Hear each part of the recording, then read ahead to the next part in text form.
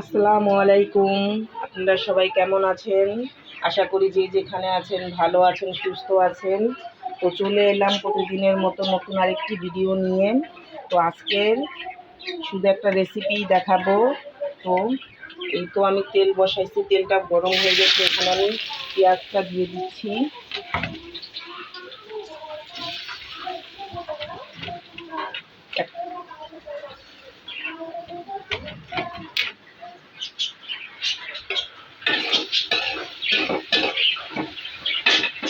পেঁয়াজটা হোক।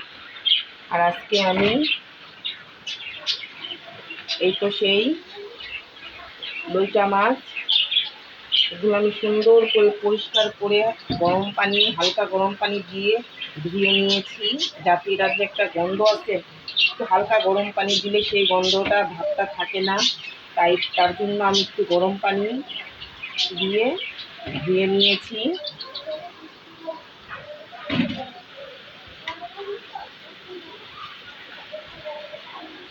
দেখেন কতটা সুন্দর এখন দেখাচ্ছে।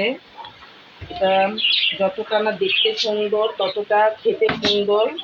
এর স্বাদ অনেক, আমার কাছে তো খুব ভালো লাগে। শুটকির থেকেও কাঁচা মাছটা ভুনা করলে তার স্বাদটা বাড়ে, ভালো লাগে। তো পেঁয়াজটা হোক।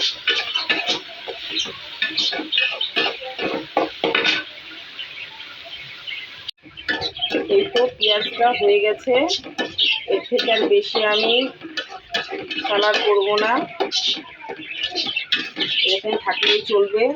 এখন আমি এখানে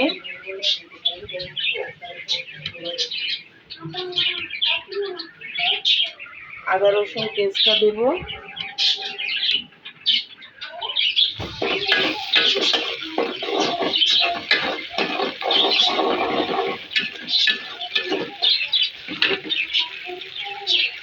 লবণটা দেব।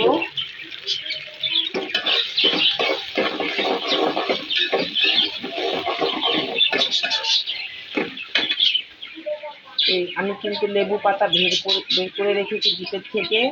তো এখন আমি এখানে আগে কিছুটা পানি দেব।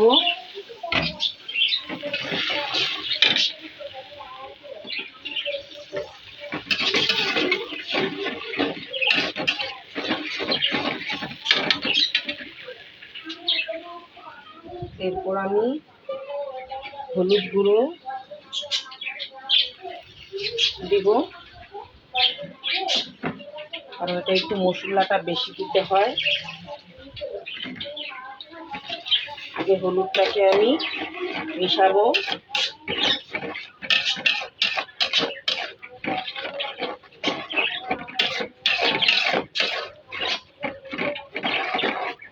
হলুদটা মিশিয়ে এখন আমি মরিচ গুঁড়াটা দেব। ঝালের পরিমাণটাও একটু বেশি দেব।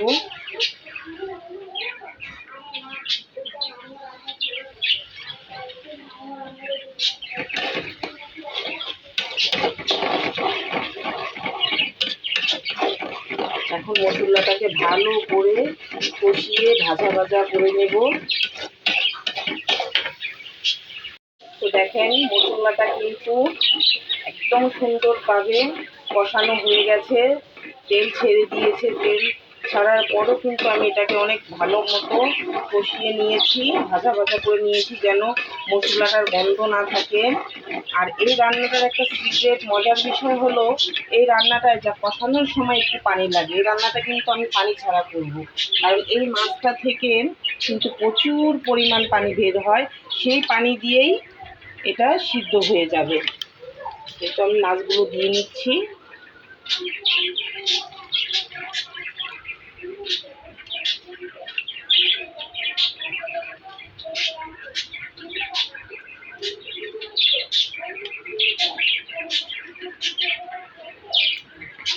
আমি এটা এর আগেও একবার রান্না করেছিলাম। আমার বাবার বাড়ি ওটা কখনো রান্না করে নাই আমার মা। তো আমি তো একজন থেকে দেখে শিখেছি। তো সেই আমি রান্না করে আমার মাকে খাইয়েছি। তো আমার মাও বলছে অনেক মজা লাগে কিন্তু এই মাছটা রান্না করলে।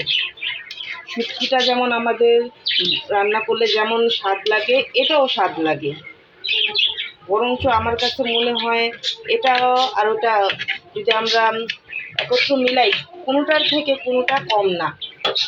কিন্তু এটা আস্তে আস্তে এখন আমি কষাবো, আর যতটা এটা চুলার তাপ পাবে ততটা এটা পানি ছাড়বে। তো হতে থাক, কেমন হয় দেখি। এখন আমি একটু ঢেকে দেবো, এটাকে ঢেকে দিয়ে পানিটা ছাড়বে। তো এখন দেখি এটা কেমন হয়েছে।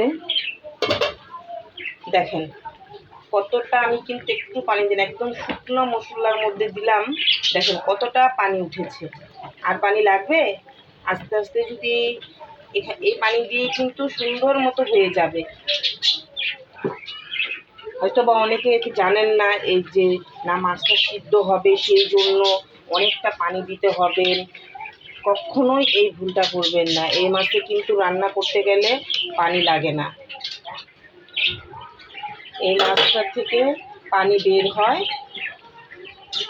তো সেই পানি দিয়েই এটা রান্না হয়ে যায়। দেখেন কতটা পানি, মনে হচ্ছে আমি এখানে কতগুলো পানি জানি দিয়েছি। আসলে কিন্তু আমি এক বিন্দু পানি দিই নাই। তো এখন আমি এখানে এই তো ভাগ করা কাঁচামরিচগুলো দিয়ে দেবো।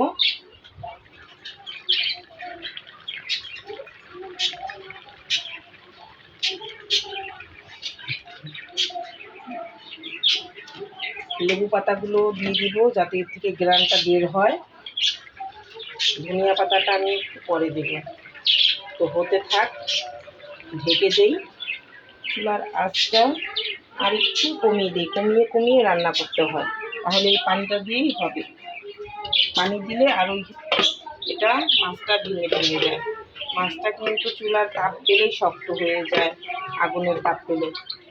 ধনিয়া পাতাটা আমি পরে দেব। তো দেখছেন বৃষ্টি যেন কমার নামই নিচ্ছে না, অথচ কিছুদিন আগেও কিন্তু আমরা বৃষ্টির জন্য হাহাকার করেছি। কি প্রচণ্ড গরম পড়ছে, যে বৃষ্টি আসে না কেন, বৃষ্টি আসলে মনে হয় একটু শান্তি পেতাম শান্তি পেতাম। আর এখন রহমতের বৃষ্টি এমনভাবে আসছে, এখন আবার আমরা বলছি কি বৃষ্টি কমে না কেন, কমে না কেন, ঘর থেকে বের হতে পারছি না। এই হলো আল্লাহর নীলা খেলা, তাই না? তো ওইদিকে দেখি আমার তরকারিটা কি অবস্থা। এই তো তরকারিটা নামিয়েছি, দেখেন ওয়াও কতটা লোভনীয় হয়েছে তরকারিটা, দেখেছেন? আমি কিন্তু পানি এক ফোঁটাও পানি দেই নাই, পানি ছাড়াই কতটা সুন্দর ওর কালারটা হয়েছে, কি সুন্দর লোভনীয় লাগছে। এই হলো আমার লইটা মাছের ভুনা। তো আপনারাও ট্রাই করবেন, এভাবে রান্না করবেন পানি ছাড়া। সাথে লেবু পাতা থাকলে দিবেন, আর না থাকলেও চলে, কিন্তু লেবু পাতাটা দিলে ঘ্রাণটা একটু ভালো হয়। আর অবশ্যই হালকা গরম পানি দিয়ে কিন্তু মাছটা ধুয়ে নেবেন। তো এই হলো আমার লইটা মাছের ভুনা। তো সবাই আমার ভিডিওটা যদি ভালো লাগে, আমার রান্নাটা দেখে যদি আপনাদের বিন্দু পরিমাণও ভালো লেগে থাকে, তাহলে অবশ্যই আমি কিন্তু একটা লাইক, শেয়ার, সাবস্ক্রাইব সব কিছু এগুলো আমি পাও না আপনাদের কাছে, তাই না?